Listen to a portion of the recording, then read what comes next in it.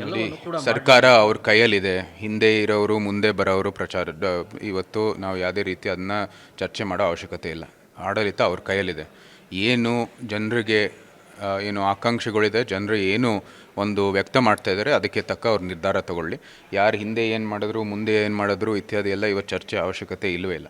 ಆಡಳಿತ ಅವ್ರ ಕೈಯಲ್ಲಿದೆ, ಅವ್ರು ತಗೊಳ್ಳಿ ತೀರ್ಮಾನ.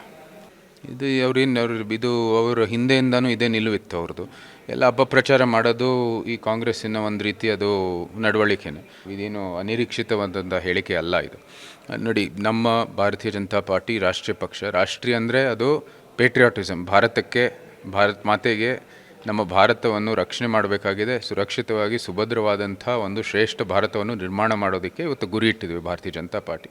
ಇದು ಸತತ 3 ಬಾರಿಗೆ ಕೇಂದ್ರದಲ್ಲಿ ಒಪ್ಪಿರ್ತಕ್ಕಂಥದ್ದು. 22 ರಾಜ್ಯಗಳಲ್ಲಿ ನಮ್ಮದೇ ಆದಂಥ ಸರ್ಕಾರ ಇದೆ, NDA ಸರ್ಕಾರಗಳು. ಇನ್ನು ಸಮಸ್ತ ಭಾರತೀಯರು ಒಪ್ಪಿದ್ದಾರೆ. ಇದು ನಮ್ಮ ಭಾರತೀಯ ಜನತಾ ಪಾರ್ಟಿಯ ಒಂದು ಏನು ಉದ್ದೇಶ ಇದೆ, ಏನಕ್ಕಾಗಿ ಕೆಲಸ ಮಾಡ್ತಾ ಇದೆ, ಅದು ಭಾರತಕ್ಕೋಸ್ಕರ. ಭಾರತ ಒಳಗೊಂಡಂತೆ ಎಲ್ಲ ಜನಾಂಗಕ್ಕೂ ಕೂಡ, ಎಲ್ಲ ಧರ್ಮದ ಕೂಡ, ಎಲ್ಲರಿಗೂ ಕೂಡ ಕೆಲಸ ಮಾಡುವಂಥದ್ದು ಪಕ್ಷ. ಎಲ್ಲರೂ ಕೂಡ ಇವತ್ತು ಏನು 3 ಅವಧಿ ಇದೆ ಪ್ರಧಾನಮಂತ್ರಿ ಅವ್ರದ್ದು, ಅದರಿಂದ ಲಾಭ ಪಡೆದಿದ್ದಾರೆ ಸಮಸ್ತ ಭಾರತೀಯರು. ಇವತ್ತು ಹೆದ್ದಾರಿಗಳು ನಿರ್ಮಾಣ ಮಾಡುವಾಗ ಬರೀ ನಾವು ಹಿಂದೂಗಳು ಬಳಸೋದನ್ನ, ಏರ್ಪೋರ್ಟ್ ಮಾಡುವಾಗ ಬರೀ ಹಿಂದೂಗಳು ಹೋಗ್ತೀವ? ಎಲ್ಲರೂ ಹೋಗ್ತಾ ಇದ್ದಾರೆ. ರೈಲ್ವೆಯಲ್ಲಿ ಬರೀ ಹಿಂದೂಗಳು ಹೋಗ್ತಾರೆ, ಎಲ್ಲರೂ ಹೋಗ್ತಾ ಇದ್ದಾರೆ. ಇದು ಬರೀ ಅಪಪ್ರಚಾರ. ಯಾಕಂದರೆ ಕಾಂಗ್ರೆಸ್ಗೆ ಇವತ್ತು ಉಸಿರಾಡೋದಕ್ಕೆ ಬರೀ ಕರ್ನಾಟಕ ಇದೆ. 28ರಲ್ಲಿ ಅದು ಕೂಡ ಇರೋದಿಲ್ಲ. ಅದು ಇವ್ರಿಗೆ ಆಗಲೇ ಮಾಹಿತಿ ಬಂದಿದೆ. ಏನೋ ಒಂದು ಹೋರಾಟ ಸೃಷ್ಟಿ ಮಾಡೋದಕ್ಕೆ ಇವತ್ತು ಒಂದು ಅಪಪ್ರಚಾರ ಶುರು ಮಾಡಿದ್ದಾರೆ ಅಷ್ಟೇ. ನೋಡಿ, ವರದಿಗಾಗಿ ಈಗಾಗಲೇ ಸತ್ಯಶೋಧನೆ ಒಂದು ಸಮಿತಿಯನ್ನು ರಚನೆ ಮಾಡಿದ್ದಾರೆ CT ರವಿ ಅವರ ನೇತೃತ್ವದಲ್ಲಿ. ಅದು ತನಿಖೆಯನ್ನು ಮಾಡ್ತಾ ಇದೆ, ಮಾಡುತ್ತಾರೆ. ಇದು ಪ್ರಕ್ರಿಯೆಗಳು ಆಗಬೇಕಾಗಿದೆ. ಇದೇನು ಮೊದಲನೇ ಒಂದು ಇನ್ಸ್ಟೆನ್ಸ್ ಅಲ್ಲ ಕ್ರಾಸ್ ವೋಟಿಂಗ್ ಆಗಿರೋದು.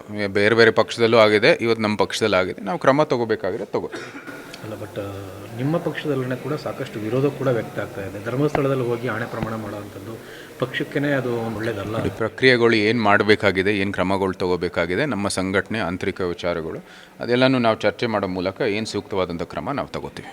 ನೋಡಿ, ಸರ್ಕಾರ ಅವ್ರ ಕೈಯಲ್ಲಿದೆ. ಹಿಂದೆ ಇರೋರು ಮುಂದೆ ಬರೋರು ಇವತ್ತು ನಾವು ಯಾವುದೇ ರೀತಿ ಅದನ್ನ ಚರ್ಚೆ ಮಾಡೋ ಅವಶ್ಯಕತೆ ಇಲ್ಲ. ಆಡಳಿತ ಅವ್ರ ಕೈಯಲ್ಲಿದೆ.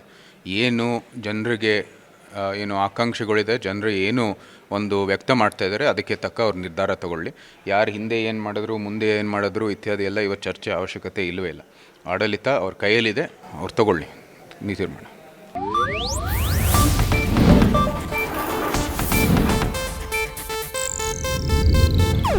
ಇದು ಏಷ್ಯಾನೆಟ್ ನ್ಯೂಸ್ ನೆಟ್ವರ್ಕ್ ಪ್ರಸ್ತುತಿ.